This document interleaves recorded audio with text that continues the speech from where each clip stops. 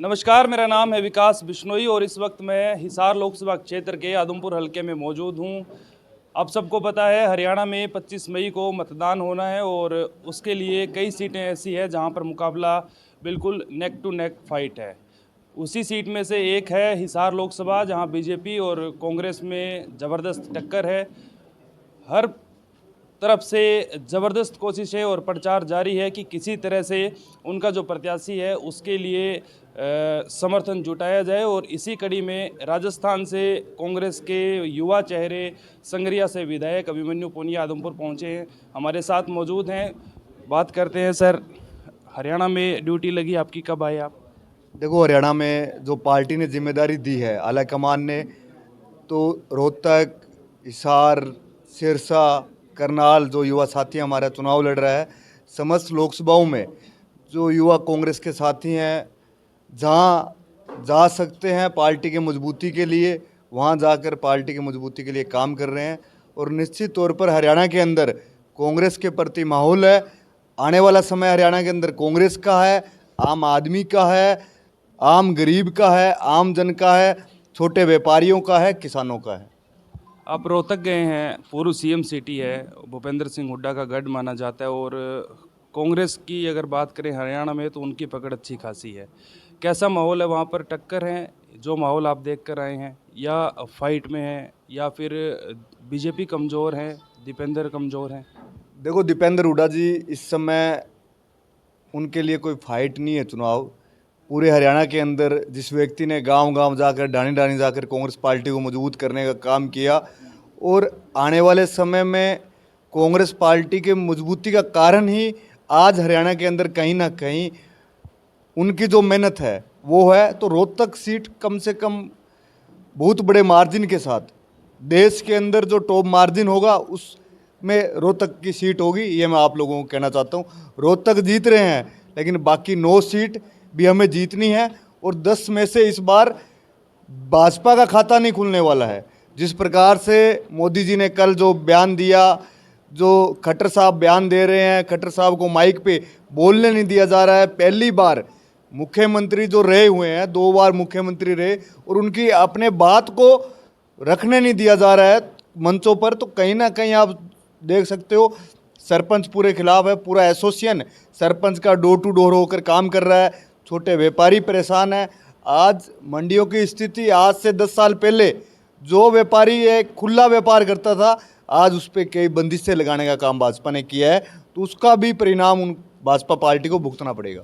हिसार लोकसभा में अभी आप कुछ गाँव का दौरा भी करके आए हैं।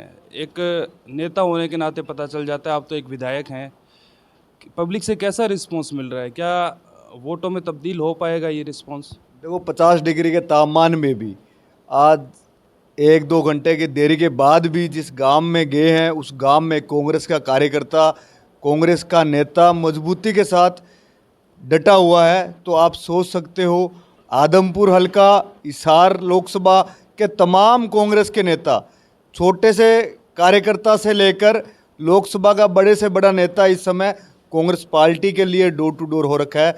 तो आप सोच सकते हो कि हिसार सीट 1 लाख वोटों के मार्जिन से जयप्रकाश जी जीत कर जाएंगे।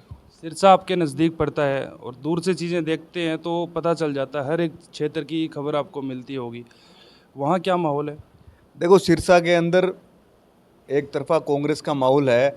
आप गंगानगर से लेकर दिल्ली तक कोई भी सीट पकड़ लो, चाहे राजस्थान के क्षेत्र की पकड़ो, चाहे हरियाणा के क्षेत्र की, कांग्रेस भारी बहुमत के साथ जीत रही है। आम जन, आम नागरिक ये चुनाव लड़ रहा है और उसका मन गरीब हितैषी, किसान हितैषी और युवा हितैषी पार्टी के साथ है। आज नौजवानों को कांग्रेस पार्टी आगे बढ़ा रही है, कोई दूसरी पार्टी आगे नहीं बढ़ा रही है। गरीब और किसान वर्ग के जो लोग हैं उनके लिए कांग्रेस ने ही उनको अग्रिम पंक्ति में लाने का काम किया है। चाहे सब्सिडियां हो, कर्जा माफ़ की बात हो, एमएसपी की बात हो, हमेशा कांग्रेस पार्टी ने की है। कर्जा माफ़ की है, कांग्रेस पार्टी के राज के अंदर हुआ है। आज जो सुविधाएं अस्पताल से लेकर गांव के राजधानी के अस्पताल तक फ्री थी, तो कांग्रेस के राज के अंदर फ्री थी। 100 रुपये में प्लाट मिलता था, कांग्रेस राज के अंदर मिलता था। आज जो स्थिति आप हरियाणा की देख रहे हो, पहलवान परेशान हैं, जवान परेशान है, किसान परेशान है, छोटा व्यापारी परेशान है, रेहड़ी मजदूर करने वाला साथी। महंगाई, सब्जी, आटा, ऑयल, पेट्रोल, डीजल, राशन की स्थिति आप देखो। जो प्रधानमंत्री जी 10 साल में बात करते थे कि कांग्रेस के राज के अंदर महंगाई हुई, हमारे राज के अंदर सिलेंडर 400 रुपये था, आज भाजपा के राज के अंदर 1200 रुपये है, वो भी मिल नहीं पा रहा है। आज परिस्थितियां, पेट्रोल इन्होंने कहा कि हम 60 से 55 कर देंगे, आज 55 से 115 चला गया। आज परिस्थितियां, सबसे ज़्यादा 10 साल के अंदर जो महंगाई की मार यहाँ के आमजन ने जो झेली है, उसका जवाब देने का समय 25 तारीख को आ गया है। ये जो आप बदलाव देख रहे हैं, ये कांग्रेस का ग्राफ बढ़ा है या फिर जो गठबंधन है उसकी वजह से आप लोगों को फायदा मिल रहा है? देखो, इंडिया गठबंधन, महागठबंधन मिलकर चुनाव लड़ रहे हैं। इस समय ये चुनाव आपका और मेरा चुनाव नहीं है, ये चुनाव है देश के संविधान को बचाने का, अपने आप के भविष्य को बचाने का, आने वाले नौजवान पीढ़ी के भविष्य को बचाने का, और किसान जाति, किसान कौम को बचाने का। तो इस समय मंदिर, मस्जिद और गुरुद्वारों के नाम पर आप 5 साल में एक बार वोट बटोर लोगे, 2 बार बटोर लोगे। आपको काम करना पड़ेगा, जनता के बीच में जाना पड़ेगा, जनता की सुननी पड़ेगी। लेकिन भाजपा के मुख्यमंत्री जी के गेट यहाँ पर 9.5 साल बंद रहे, 9.5 साल में गेट खोलने का काम नहीं किया।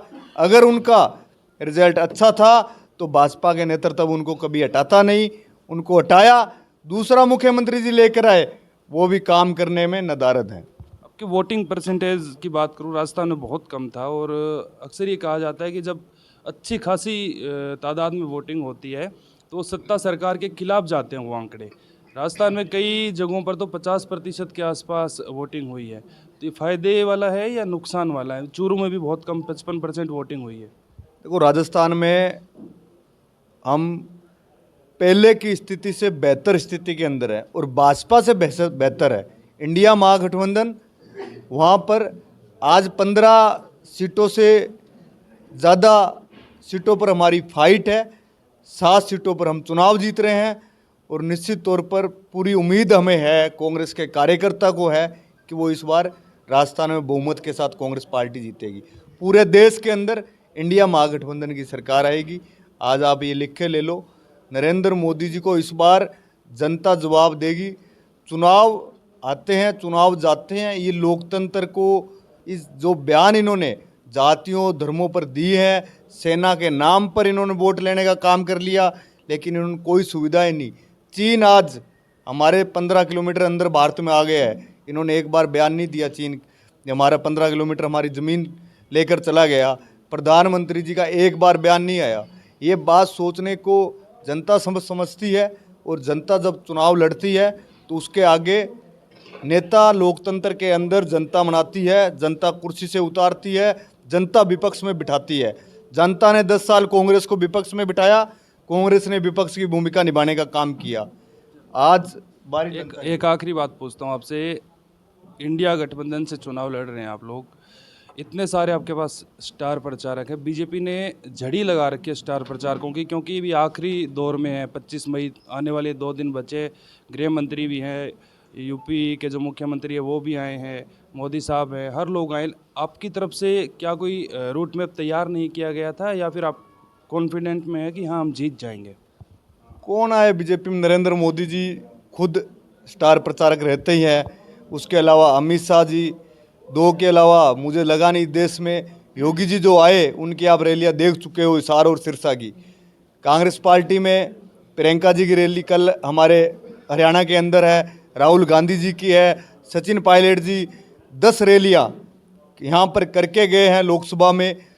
तो आप सोच सकते हो कि कांग्रेस मजबूती से ये चुनाव लड़ रही है, और कांग्रेस का कार्यकर्ता ही कांग्रेस का स्टार प्रचारक है।